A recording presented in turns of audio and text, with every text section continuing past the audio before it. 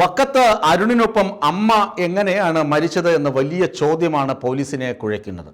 വക്കം നമുക്കറിയാം, മുമ്പ് ബാങ്ക് ഉദ്യോഗസ്ഥനായിരുന്ന ഒരു അനിൽകുമാറും അദ്ദേഹത്തിൻ്റെ കുടുംബവും ആത്മഹത്യ ചെയ്ത് കുപ്രസിദ്ധി ആർജിച്ച സ്ഥലമാണ് വക്കം. ആ ആത്മഹത്യക്ക് ഇതുവരെ യാതൊരു തുമ്പും കണ്ടെത്തിയിട്ടില്ല.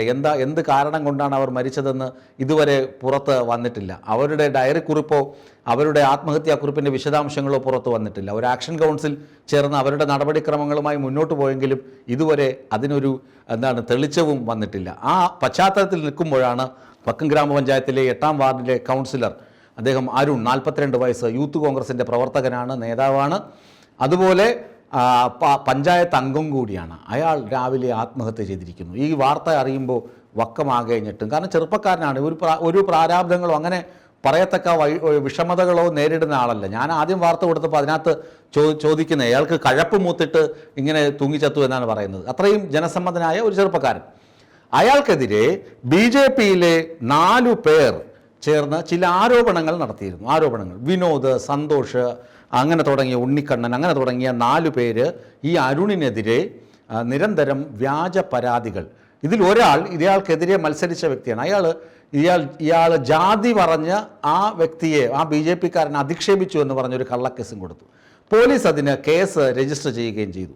ഇത് അരുണിന് വല്ലാത്ത മാനസിക പ്രയാസം സൃഷ്ടിച്ചു എന്നാണ് പറയപ്പെടുന്നത്. മറ്റവർ നേരത്തെ ഒരു വല്ലാത്ത ഒരു റോബറി കേസ്, ഒരു പിടിച്ചുപറി കേസിലെ പ്രതിയാണ് അരുൺ എന്ന് പറഞ്ഞ് പ്രചരിപ്പിച്ച് നടന്നു. ഈ 2 സംഭവങ്ങളും ഞങ്ങളെങ്ങനെ അറിയും? അത് ആത്മഹത്യാക്കുറിപ്പിലുണ്ട്. അരുണിൻ്റെ ആത്മഹത്യാക്കുറിപ്പ് വക്കം ഗ്രാമപഞ്ചായത്തിൻ്റെ ലെറ്റർ ഹെഡിലാണ്. അതിനകത്ത് കൃത്യമായി എഴുതി വച്ചിരിക്കുന്നു, ഇവർ 4 പേരാണ് എൻ്റെ ജീവിതം അവസാനിപ്പിക്കുന്നതിന് എന്നെ പ്രേരിപ്പിച്ച പ്രധാന വ്യക്തികൾ. ഇവരെനിക്കെതിരെ കള്ളക്കേസ് നിരന്തരം നുണ പ്രചരിപ്പിച്ചു, കള്ളക്കേസെടുപ്പിച്ചു. എനിക്ക് ഒരു PSC പരീക്ഷ എഴുതാൻ കഴിഞ്ഞിട്ടില്ല. അതായത് PSCയിൽ ജോലി കിട്ടണമെങ്കിൽ അതൊന്നും പറ്റില്ല. പിന്നെ അത് കഴിഞ്ഞിട്ട് പാസ്പോർട്ട് പുതുക്കാൻ പറ്റുന്നില്ല. അങ്ങനെ എൻ്റെ ജീവിതം കുത്തിച്ചോറാക്കിയത് ഇവന്മാരാണ്. അതുകൊണ്ട് എനിക്ക് ജീവിച്ചിരുന്നിട്ട് കാര്യമില്ല.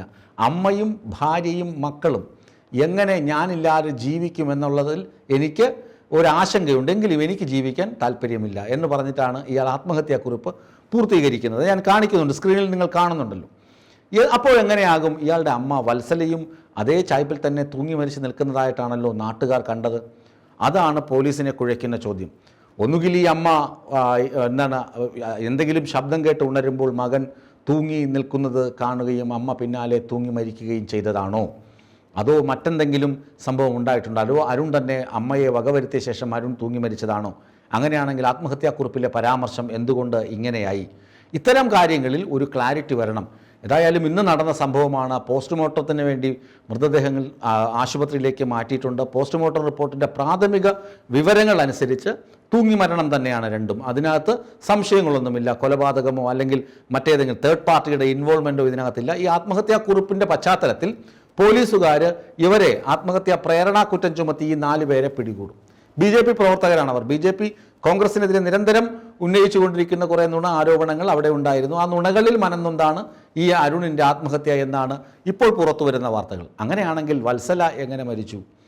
അത് വലിയ ചോദ്യമായി തന്നെ അവശേഷിക്കുന്നുണ്ട്. അരുണിനും ഇത് വേണ്ടിയിരുന്നു. ഇത്തരം നിസ്സാര കാര്യത്തിന് ഇങ്ങനെ ഒരു യൂത്ത് കോൺഗ്രസ്സുകാരൻ, വെറും 42 വയസ്സുള്ള ചെറുപ്പക്കാരൻ ഇങ്ങനെ ചെയ്യേണ്ടതുണ്ടോ എന്നുകൂടി ആളുകൾ ചോദിക്കുന്നുണ്ട്. ഇതൊരു വലിയ വിഡ്ഢിത്തമായിപ്പോയി, പരാജയമായിപ്പോയി, തോൽവിയായിപ്പോയി എന്ന ആക്ഷേപവും മരണശേഷം അരുണ് കേൾക്കുന്നുണ്ട്.